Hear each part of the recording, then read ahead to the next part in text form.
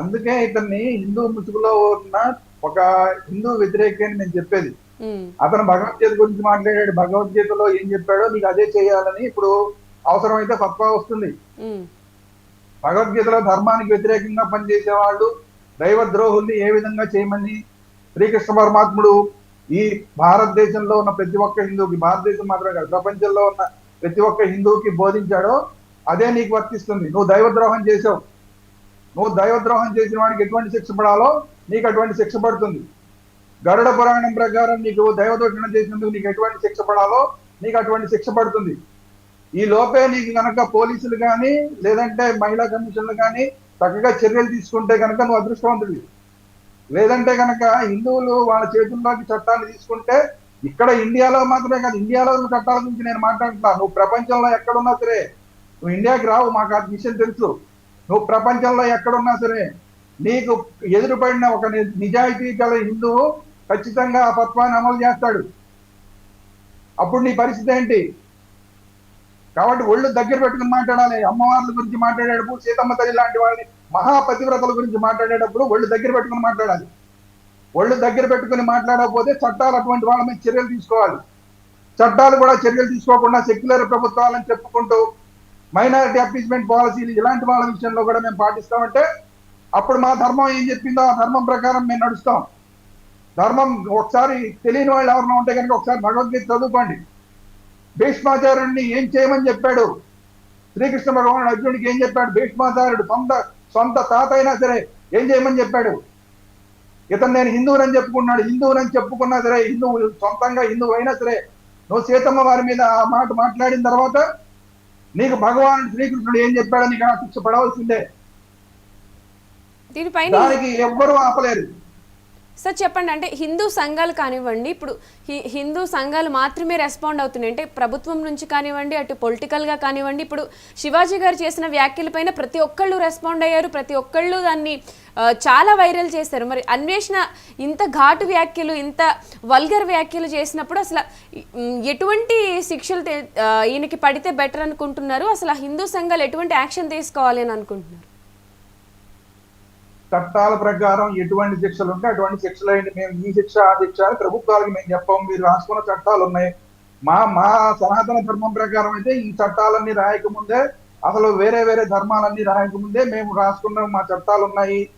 భగవద్గీతలో మాకు భగవానుడు చెప్పాడు, మేమేం చేయాలో మాకు తెలుసు. కానీ రాజ్యాంగం అంటూ ఉంది కాబట్టి, రాజ్యాంగానికి మేము లోబడే వాళ్ళం కాబట్టి, మీరు సెక్యులర్ ప్రభుత్వాలుగా ఉన్నారు కాబట్టి రేవంత్ రెడ్డి గారు లాంటి వాళ్ళు కాంగ్రెస్ అంటేనే ముస్లింలు అంటే కాంగ్రెస్ అట్లా మాట్లాడే వాళ్ళకి నేను చెప్పలేం. కానీ ఆయన కూడా ముఖ్యమంత్రిగా ఉన్నాడు, ఆయన కూడా సెక్యులర్ ప్రభుత్వాన్ని నడుపుతున్నాడు కాబట్టి అన్ని ధర్మాన్ని సమానంగా చూడాలి. హిందూ ధర్మానికి వ్యతిరేకంగా అతను మాట్లాడాడు.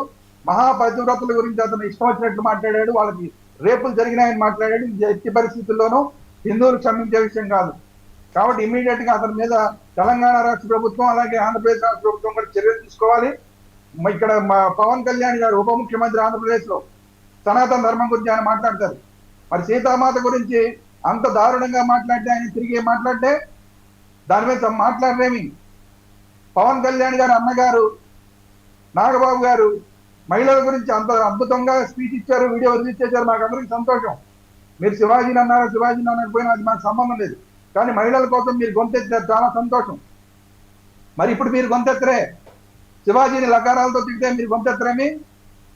పవన్ కళ్యాణ్ గారి గురించి, పవన్ కళ్యాణ్ గారి తల్లి గారి గురించి, అంటే నాగబాబు గారి తల్లి గారి, చిరంజీవి గారి తల్లి గారి గురించి ఒక సినిమా రచయిత పోసాని కృష్ణమురళి మాట్లాడినప్పుడు మీకు అందరికి అంత కోపం వచ్చిందే? మరి అంటే మీ తల్లి గారిని మిమ్మల్ని లకారాలతో తిడితే ఒకటి, అంటే మీ తల్లి గారిని లకారాలతో తిడితే ఒకటి, శివాజీ తల్లి గారిని లకారాలతో తిడితే ఒకటినా, శివాజీని లకారాలతో తిడితే ఒకటినా, వాళ్ళ తల్లి గారిని క్యారెక్టర్ ని అసాసినేషన్ చేస్తే ఒకటినా?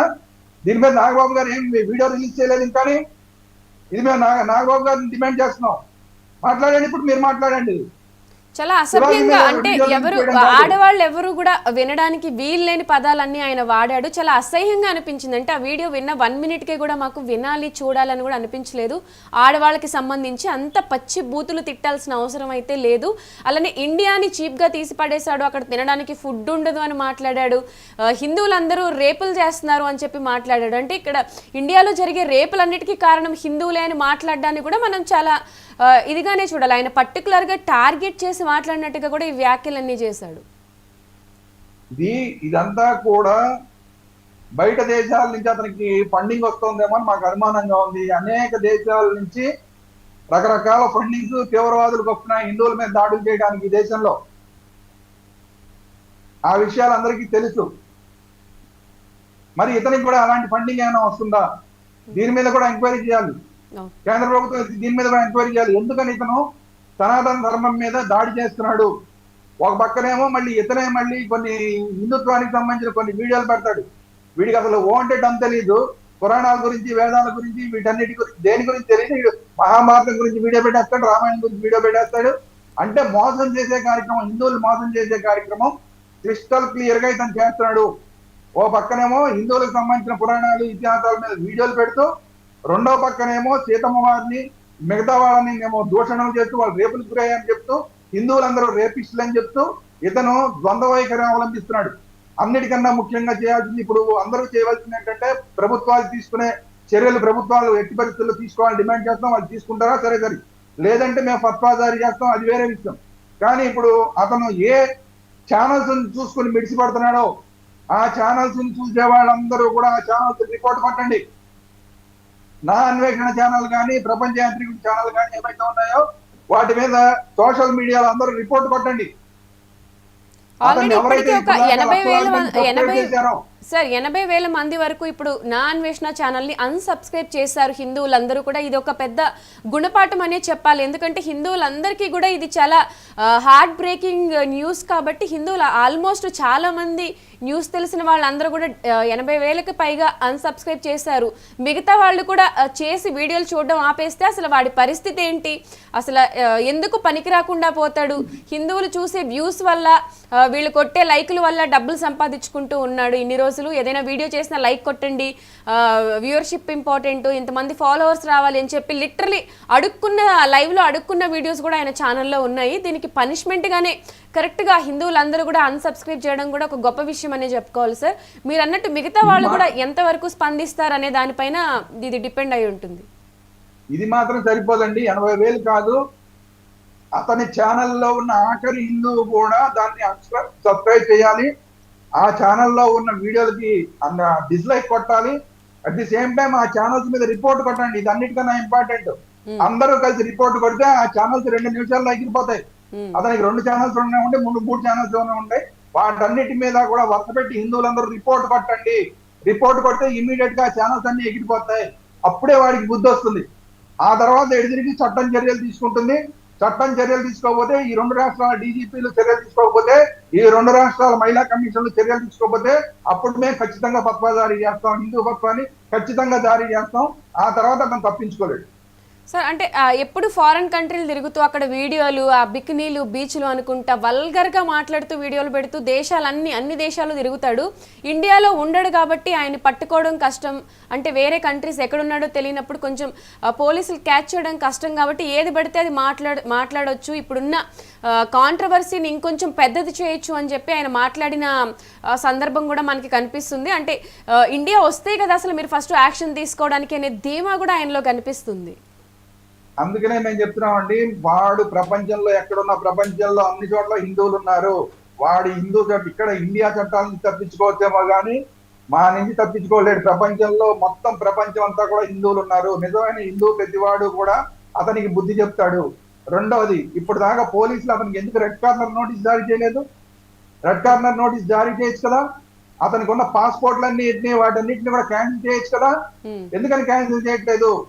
చట్టాలు ఎందుకు ముందుకు రావట్లేదు? చట్టంలో వ్యవస్థలన్నీ ఎందుకు ముందుకు రావట్లేదు? మీరు ఎవరికి అమ్ముడుపోయారని అడుగుతున్నాం ఈ రోజు మేము.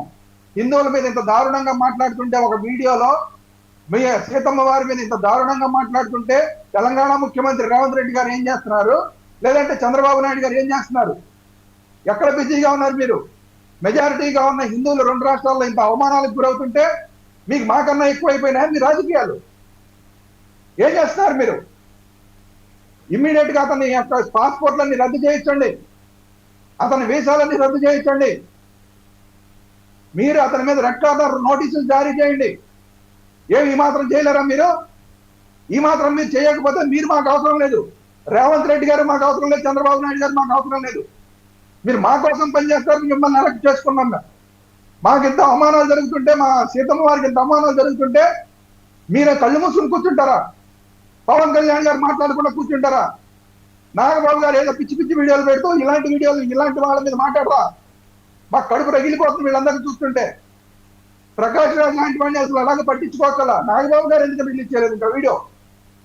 ప్రకాష్ రాజ్ అంటే అసలు పట్టించుకో. అతను యాంటీ నేషనల్, అతను యాంటీ నేషనల్ కాబట్టి అతన్ని మేము చెప్పి మరీ ఓడించాం. ఇక్కడ ఫిలిం దీనికి మా ఎలక్షన్ లో అతన్ని హిందువులందరం చెప్పి మరీ ఓడించాం. మీకు గుర్తుంటే అప్పుడు మా వీడియోలు ఉంటాయి. ఎట్టి పరిస్థితుల్లో ప్రకాష్ రాజ్ ఓడిపోవాల్సిందే మేము ప్రచారం చేసి మరి అతను ఓడించాం. మేము తలుచుకుంటే చెయ్యలేనిది లేదు. ప్రకాష్ రాజ్ దానికి ఒక ఉదాహరణ. మేము ఈ రోజు డిమాండ్ చేస్తున్నాం, నాగబాబు గారు కూడా మీరు ఒక వీడియో రిలీజ్ చేయాలి. ఎందుకంటే అతను ఆడవాళ్ళ గురించి లకారాలతో మాట్లాడాడు. మీ తల్లి గారే నాగో, మీరు శివాజీ తల్లి గారు కూడా మీరు అలాగే మీరు భావించాలి. శివాజీ గారు ఒక 2 మాటలు ఆయన చెప్పిన ఇంటెన్షన్ కరెక్ట్ అయినా ఆయన మాట్లాడిన 2 మాటలు తప్పవడం వల్ల ఆయన ప్రతి ఒక్కళ్ళు కూడా ఇలా మాట్లాడాడు అలా మాట్లాడాడు, ఇండస్ట్రీ మొత్తం కదిలి వచ్చింది. ఇప్పుడు శివాజీ గారి మదర్ని అన్ని బూతులు తిట్టడం అదంతా కూడా చాలా రాంగ్ గా కన్వే అవుతుంది. అసలు ఇప్పుడు శివాజీ గారు ఎటువంటి యాక్షన్ తీసుకోవాలి వీడి మీద? శివాజీ గారు కాదండి, శివాజీ గారు ఎందుకు తీసుకోవాలండి? ఇప్పుడు అనసూయ గారు తీసుకోమనండి. ఏమి అనసూయ గారి బట్టల గురించి మాట్లాడారని చెప్పి అంత ఆవేశపడింది ఆవిడ. ఇప్పుడు శివాజీ గారిని తన తోటి ఆర్టిస్ట్ శివాజీ గారు ఆయన లకారాలతో తింటే వాళ్ళ తల్లి గారిని తింటే ఏమన్నా నీకున్నట్టు నీకు వచ్చిన నొప్పి వాళ్ళ తల్లి గారికి నొప్పి కదా? రెస్పాండ్ కావే. ఇప్పుడు వీడియోలు పెట్టవే, మీ వీడియోలు మీరు పెట్టుకోండి. మీరు ఎలాంటి బట్టలతో వీడియోలు పెట్టుకుంటే వేరే ఇష్టం, దాని మీద వేరే మాట్లాడదాం. మీ తోటి ఆర్టిస్ట్ శివాజీ గారిని లకారాలతో తింటే అంటే వాళ్ళ తల్లి గారిని వాళ్ళ క్యారెక్టర్ అసాసినేషన్ చేస్తే ఏమైంది? నువ్వు హిందువుల కోసం, నేను హిందువుల కోసం మాట్లాడతా, అనాథ ధర్మం కోసం మాట్లాడతా, మహిళల కోసం మాట్లాడతా అన్నవే. ఆవిడ మహిళ కాదా? శివాజీ గారి తల్లి మహిళ కాదా అనసూయ గారు? చెన్నై ఎక్కడికి పోయింది? ఎక్కడ రెస్ట్ తీసుకుంటుందా? బీచ్లో రెస్ట్ తీసుకుంటుందా? చెన్నై బీచ్లో ఆవిడ చూడలేదా ఇలాంటి వీడియోల్ని, నాన్ వేషన్ వీడియోల్ని? ఇమ్మీడియట్ గా చెన్నై గారు ఒక వీడియో పెట్టాలి కదా తప్పదని చెప్పి ఏం మాట్లాడరా? ఇప్పుడు నోళ్ళు లేవా? ఇప్పుడు వాళ్ళు మహిళలు కాదా? శివాజీ తల్లి మహిళ కాదా? తమాషాలు చేస్తున్నారా మీరు? మీకు ఒక రూలు, శివాజీ తల్లికి ఒక రూలునా? ఎందుకు కాదా మాకు హిందువులకు కడుపు మండేది మిమ్మల్ని చూస్తుంటే? మీరు అందరి కోసం మాట్లాడితే మేము మీ పక్షాన్ని ఉంటాం, ఖచ్చితంగా మీకు పక్షాన్ని ఉంటాం.